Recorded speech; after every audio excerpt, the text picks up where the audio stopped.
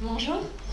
Je voudrais savoir quand faites une présentation Montessori à un enfant petit, s'il a le désir, la volonté d'utiliser le matériel avant votre présentation, comment faites-vous? C'est l'observation. Donc si on voit un enfant qui a envie, en fait, c'est nous qui présentons et qui regardons l'enfant, mais si l'enfant il a envie de faire quelque chose, on va lui présenter. On n'attend pas, nous, de dire « Ah bah aujourd'hui, je vais lui présenter ça. Demain, je vais lui présenter ça. » On peut, bien sûr, dans nos présentations, avoir un programme de présentation. Mais au final, c'est l'enfant qui choisit. Le maître est l'enfant. D'ailleurs, il y a un très beau film qui s'appelle « Le maître et l'enfant ». Je voulais vous remercier en tant que professionnelle et maman. Je suis très en colère en ce moment quand j'entends beaucoup de pédagogie Montessori, ce que j'appelle moi détournée, ou en tout cas pas fidèle dans ce que vous dites là. Donc merci déjà de l'avoir communiqué de cette manière-là. Je voudrais, je sais pas pourquoi, le hasard ou pas, ce matin j'ai une petite fille de 22 mois, moi, qui m'a dit « Maman toute seule, mon pantalon ». Et bien sûr, j'avais le forum, le rendez-vous, la préparation et cette conférence. Et là, je me suis dit, je prends ces 5 minutes. De toute façon, si j'arrive en retard, c'est pas grave. Et j'ai vu une fierté. Alors en plus, il y avait son papa à côté et on était tous les deux pour l'encourager.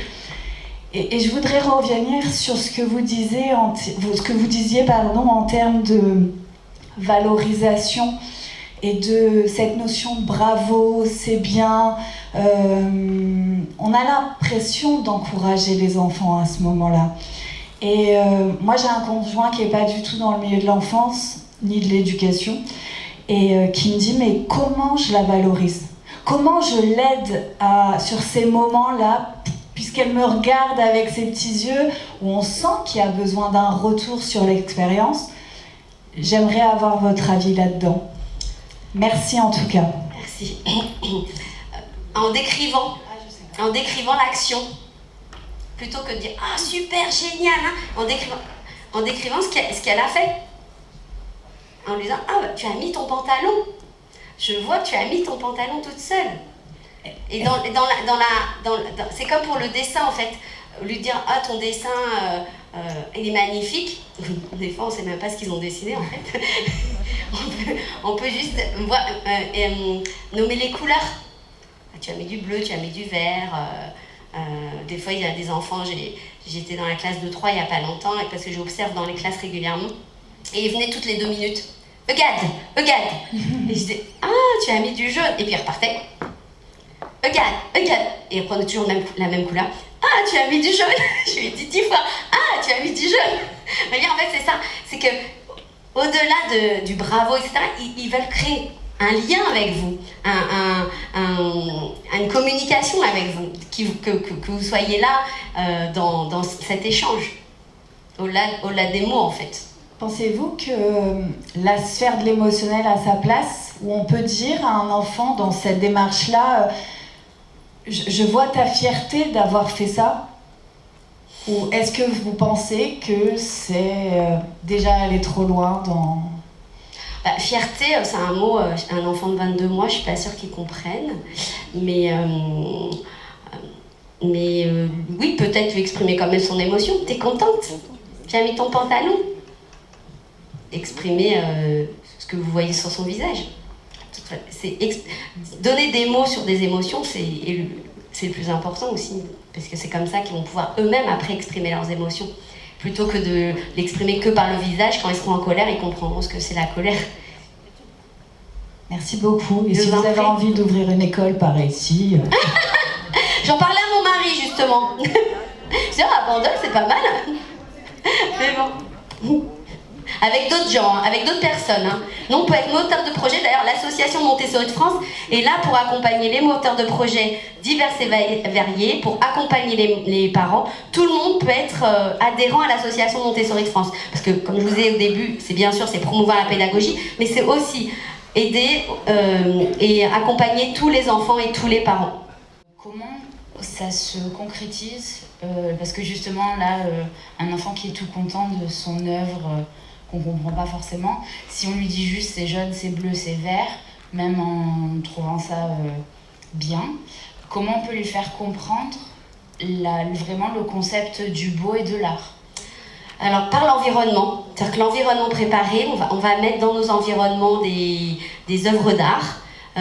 On va avoir des sculptures, on va avoir de la peinture et on va travailler en art plastique avec eux. On a aussi des nomenclatures, donc beaucoup de vocabulaire chez les tout-petits, où l'enfant va pouvoir regarder les tableaux, voir quel peintre.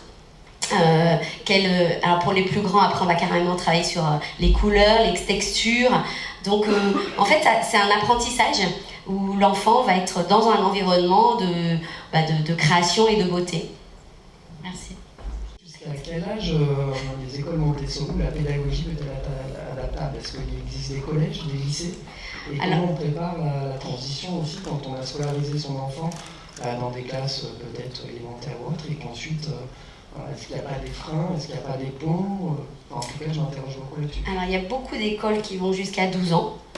Beaucoup. On prépare l'enfant, alors on a notre matériel qui aide au développement cognitif des apprentissages, donc c'est l'enfant qui apprend en faisant. Mais on a les socles communs, c'est-à-dire qu'on est une école, donc l'enfant, lorsqu'il s'intègre un collège, même après 12 ans, il n'y a pas de problème structurellement du développement cognitif. Et c'est souvent des enfants qui ont des atouts que d'autres n'ont pas, puisqu'on travaille beaucoup en collaboration, on fait beaucoup de projets, ils travaillent ensemble, donc ce qu'on leur demande après au collège, même pour s'exprimer devant les autres, etc., ils vont avoir un gain par rapport aux autres.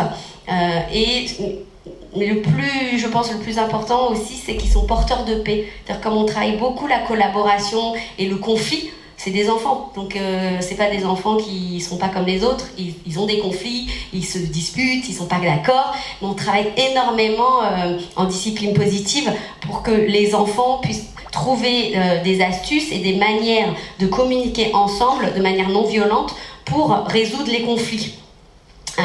Donc on a des activités et puis on a des moments de regroupement.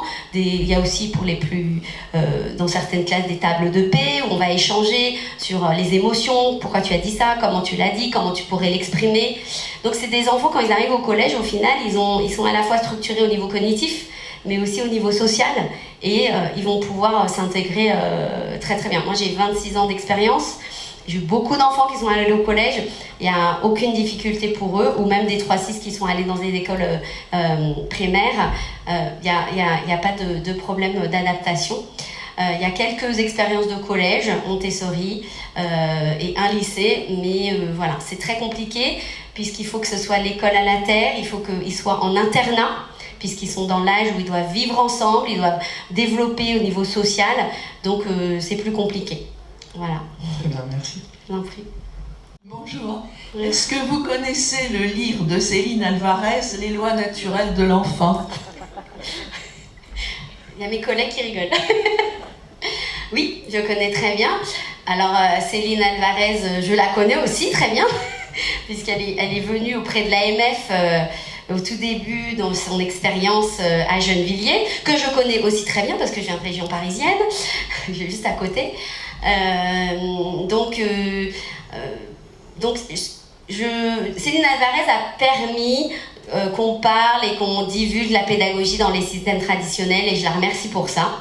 Maintenant, elle n'a, pour moi, rien inventé. Elle a utilisé la méthode et elle l'utilise encore. Celle qui a tout inventé et qui est aujourd'hui encore dans toutes les écoles, c'est la pédagogie de Maria Montessori. Je ne dirais pas qu'elle a inventé. Mais c'est ce qu'elle dit en fait, c'est pour ça. Elle a découvert. Elle n'a pas découvert les lois naturelles de l'enfant. Les lois naturelles de l'enfant, c'est ce que je vous ai montré avec les plans de développement. C'est ça. Et qui l'a découvert? Elle est enseignante. Céline Alvarez. Elle n'est pas médecin. Mais elle connaît très bien les travaux de Maria Montessori. Elle est formée elle-même. Oui. Elle est formée elle-même 3-6 AMI, donc Association Montessori de France. Et elle a utilisé, elle a réadapté pour certaines choses dans les classes traditionnelles la méthode, et ça c'est extra. C'est comme moi qui réadapte le matériel Montessori pour les enfants neuroatypiques. C'est-à-dire que je vais pas forcément, on a des barres rouges de 1 à 10. Pour des enfants neuroatypiques, j'ai eu cette présentation quand j'ai fait une formation Montessori AMI 3-6. Pour des enfants neuroatypiques, je vais peut-être pas forcément aller de 1 à 10. Vous voyez, je vais réadapter, je vais réfléchir, mais je vais jamais dire j'ai créé une méthode. Non, mais je pense pas que... Elle a eu cette expérience, elle a vécu cette expérience qui pour moi est extraordinaire puisque les enfants se sont vraiment épanouis et ont été heureux d'être à l'école. Et je me demande pourquoi l'éducation nationale a refusé cette expérience et l'a considérée comme sans intérêt. Alors, alors c'est à Gennevilliers, dans un cadre très spécifique. Difficile, justement. Elle avait d'autres types de moyens, mais ils n'ont pas refusé, puisqu'il y a quand même beaucoup d'expériences maintenant dans les écoles publiques. Hein. Il y a même une association qui s'appelle Public Montessori. Mais c'est un choix politique, Montessori. Je ne vais pas rentrer dans les détails, mais aide-moi à penser par moi-même, c'est quand même dur. Hein. Elle a été, enfin, on ne voit pas dans le film, mais Mussolini lui a demandé d'utiliser sa méthode pour endoctriner les enfants.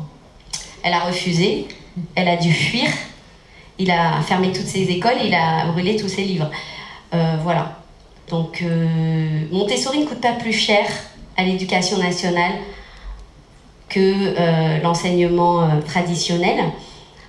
J'espère, moi ça fait 26 ans, aujourd'hui on en parle de plus en plus, j'espère qu'on donnera la liberté et le choix pédagogique des enseignants de mettre Montessori ou pas dans leur classe et de donner cette liberté pédagogique aux directeurs d'école de monter des projets pédagogiques avec Montessori ou pas. C'est-à-dire que c'est pas de dire il faut Montessori partout, il faut que tout le monde fasse du Montessori. Évidemment, moi, en étant présidente de l'AMF, en étant éducatrice Montessori, en étant maman d'un enfant neuroatypique, forcément, et en voyant le miracle, entre guillemets, que le matériel Montessori a permis, alors que des médecins me disaient il ne pourra pas ci, il ne pourra pas ça, il n'y a pas ci, il n'y a pas ça, forcément, je suis là pour dire Montessori pour tous et Montessori accessible à tous. Mais je suis aussi dans la liberté et si un enseignant préfère faire autre chose, il fera autre chose. Mais au moins leur donner les moyens de se former. Oui, pourquoi n'y a-t-il pas une formation pédagogique présente ? Alors il y a un DU par Anne Colli qui s'est développé dans le Morbihan. Voilà, il y a des formations publiques Montessori aussi. Un petit peu. Mais pas au niveau national. Mais pas au niveau national. En fait, il faudrait que au niveau universitaire, de la formation des professeurs, qu'il y ait un module pour ceux qui veulent. Je vous dis, c'est de la liberté en fait. Faire Montessori, leur donner les moyens. Mais au moins présenter les choses. S'ils n'en ont pas connaissance, ils ne pourront pas s'y intéresser forcément. Il y en a de plus en plus et je vous dis, le rôle de l'association publique Montessori est là pour ça aussi. Mais voilà, il faut toujours avoir confiance, comme on peut avoir confiance en l'enfant, se dire que les choses bougent. Et on est tous là pour que les choses bougent. Voilà. Donc, merci beaucoup. Merci. Merci. À bientôt.